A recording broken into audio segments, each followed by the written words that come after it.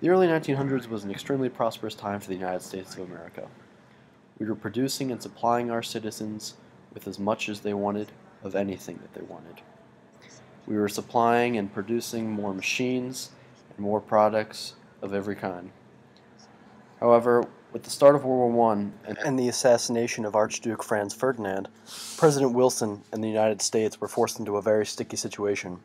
Would they go to war with Austria-Hungary and Germany, or would they stay at home? Well, propaganda ensued.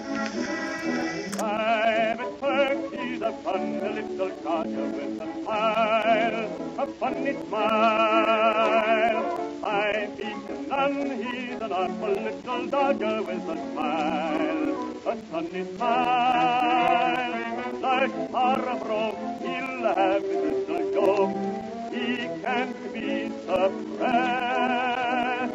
All the other fellows have to grin when he gets it off his chest. Hey! Pack up your troubles in your old kit bag and smile, smile, smile. While you look yourself tonight, your bag, smile, boys, that's the style. What's the use of worrying? It never was worthwhile. Oh, pack up your troubles in your old kit bag and smile, smile, smile. However, there were much more direct propaganda directed towards the Germans, including this one here of a German gorilla squishing the world and wrenching it of blood. This type of propaganda was highly disregarded by the German and Irish immigrants of the United States, for it depicted their country as evil, whereas they knew it was not. This famous movie of propaganda was extremely disliked by the German foreigners. This depicted some German soldiers beating a woman, stealing her baby, and throwing it on the ground violently. Although somewhat absurd, this is what some Americans thought that the Germans actually acted like. These people were not actually all so evil. They did not throw babies on the ground.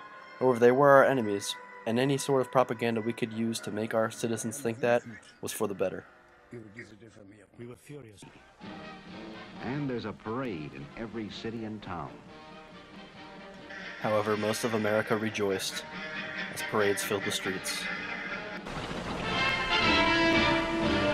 Parades and more parades to keep the home fires burning.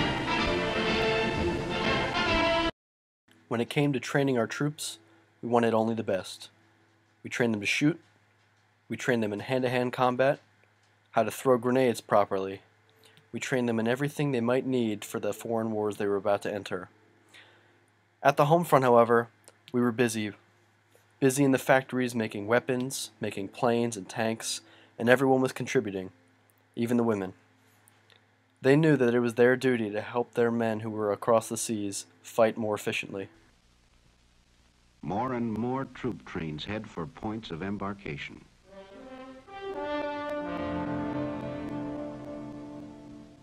The last cup of coffee before we shove off. On the home front, we were not just busy growing food and sending clothes to our soldiers abroad. We were busy making new technology and new weapons for them to use. This tank, originally made to cross the trenches, was an extreme failure at first.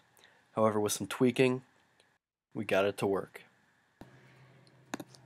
Overall, America's home front production during the war assured that we were capable of fighting a war both overseas and at home, with the support of every citizen. Because of the superior home front production of our country, we were able to win the war against Germans and Austro-Hungarians. And the world is safe for democracy.